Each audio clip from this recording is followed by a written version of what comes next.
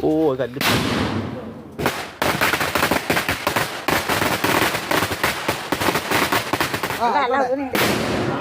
സകൃതകൃതമായ നാട്ടുകാരെ ശ്രദ്ധിക്കുക, കലാപരിപാടികൾ തുടങ്ങാൻ ആരംഭിക്കാൻ.